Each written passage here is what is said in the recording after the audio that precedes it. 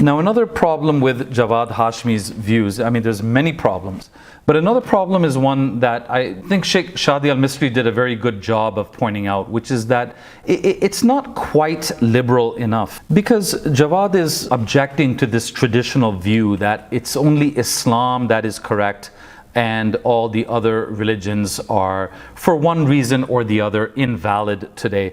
But Javad Hashmi's views would also not completely satisfy a modern day secular liberal pluralist, because the only thing that he's saying clearly is that Islam, Christianity, and Judaism are valid paths.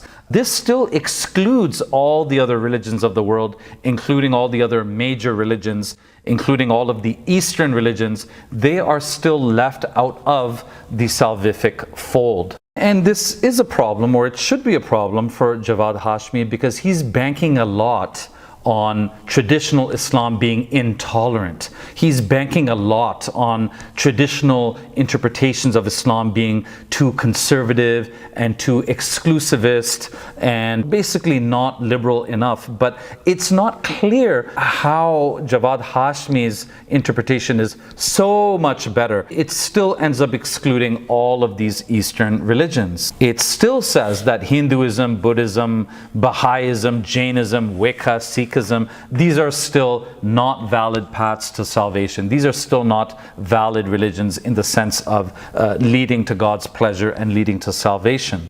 It's just another form of an exclusionary argument. It's basically just saying that it's the Abrahamic religions that are valid, but the non-Abrahamic religions are not. Now, of course, many of us know how these things end up in time. Usually, once they start going down this liberal path, it's a slippery slope into ever more liberal territory. So perhaps over time, I wouldn't be surprised if Javad Hashmi eventually said that it's all good. It's all good. Hinduism, Buddhism, Sikhism, all of it. But at this point right now as we speak, what he's trying to sell to us right now is that Judaism, Christianity, Islam, this is the believer movement. This is the monotheistic believer movement. God is pleased with this. This is supposed to be one team, even if some members of this team don't believe in Jesus, even if some members of this team don't believe in Muhammad, peace be upon him. But that's currently what he's trying to sell us. I wouldn't be surprised if eventually he said it's all good. It doesn't matter what religion you follow, it's all good. But again, currently as we speak, it seems that he's only including the Abrahamic religions as being paths to salvation. And so I wonder how, what Javad Hashmi would say to Fred Donner if Fred Donner became a Hindu. What consolation would he give to Fred Donner? What would he think of his idol scholar at this point? His views, Javad Hashmi's views, would still not be inclusive enough. Fred Donner would still be in trouble if he were a Hindu. What if Fred Donner became a Sikh? What would Javad Hashmi's views, what would his verdict be then? As a Sikh, Fred Donner would not be part of the Judeo-Christian Islamic believer movement. As a Sikh, he would not affirm belief in the Torah or the Injil or the Qur'an. He would probably not believe in a last day, in a day of judgment, in a heaven and a hell. So he would not fulfill the criteria of what is needed to be saved. What would Javad Hashmi say to Fred Donner then? And another similar problem with Javad Hashmi's views from the liberal, secular, pluralistic perspective is that his views of true valid religions would not include any post-Islam religions.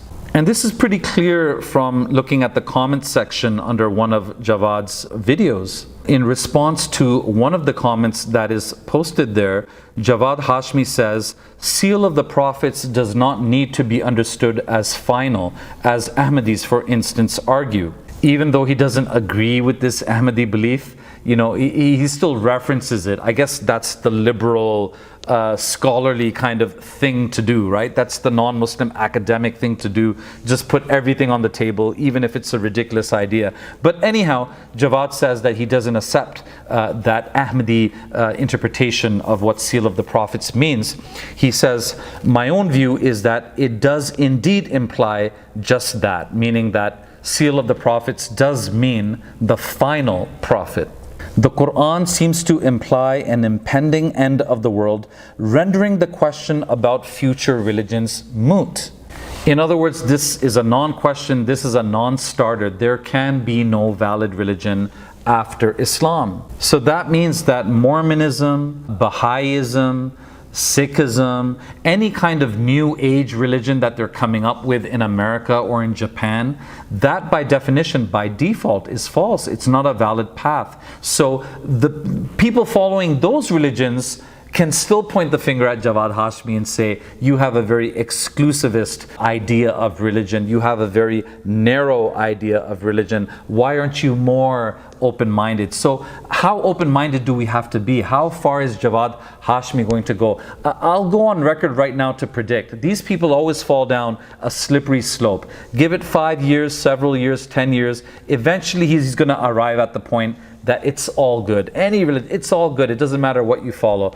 And that, of course, is just a very illogical stance to hold. It makes a nonsense of the whole idea of divine revelation and the need for it. I mean, why did Allah reveal the Qur'an if whatever was already there was already good enough, right? Including possibly, let's say, even the pagan religion of the Arabs. But again, going by Javad's current professed beliefs, it would mean that if Fred Donner became a Qadiani, for instance, that would still not be good enough. He would still be outside of the fold of salvation. Or would he? I don't know. Or if Fred Donner became a Mormon, a member of the Church of Jesus Christ of Latter-day Saints, then again, this would presumably be a post-Islam religion. This would be belief in a post-Islam prophet, Joseph Smith. And therefore, Fred Donner would be excluded from God's pleasure and salvation. Javad Hashmi's views, in other words, are still not liberal enough. They're still not, open-minded enough as they currently stand. So at the end of the day, folks, any which way we look at it, Javad Hashmi's views and Fred Donner's views really don't have, when you analyze it, it really doesn't have a lot of meat to the argument. And it really doesn't carry any real weight. It's quite illogical to believe if Jesus Christ is from God, if he is a messenger from God, then it's quite illogical to believe that Jews could reject Jesus, they could even insult him, and they could still go to heaven. Likewise, if Prophet Muhammad, peace be upon him, is a messenger and a prophet from God, to believe that Christians could reject Prophet Muhammad and maybe even insult him, blaspheme against him, and still go to heaven, this is indeed, very illogical. So the idea that all three religions as they exist today, present-day Judaism, Christianity, and Islam, all lead to God, I think that this is a very much a false idea, an illogical idea, an unscriptural idea. What it appears to me is that all paths lead to Fred Donner as far as Javad Hashmi is concerned. Javad Hashmi believes that basically all or nearly all of the traditional Sunni Muslim scholars throughout the past 1200 years are all mistaken on certain basic fundamentals, and that today's Muslims are quite naive and gullible. They're not academic enough, they're not smart enough, they're just kind of relying too much on their own little select group of orthodox scholars. They are over-relying on traditional Muslim scholarship rather than more recent, modern, Western, non-Muslim academic scholarship. Of course, Muslims could turn around and say the very same thing about Javad Hashmi. We could say that he's being very selective. He's focused too much on Western academic scholarship. He's quoting too much from Western non-Muslim scholars. And in fact, in one scholar in particular, he seems to quote too much from, and he seems to over-rely on. Fred Donner. Then I picked Fred Donner. Let's come to what Donner says. Sorry, Dr. Fred Donner. As Fred Donner writes, Donner concludes Donner's specific thesis.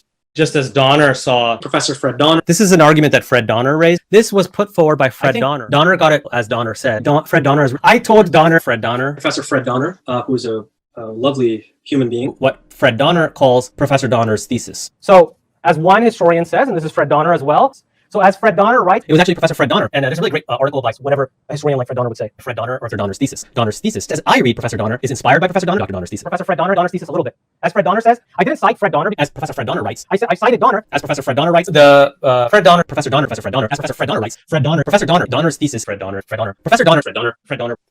And I had a lunch with Fred Donner.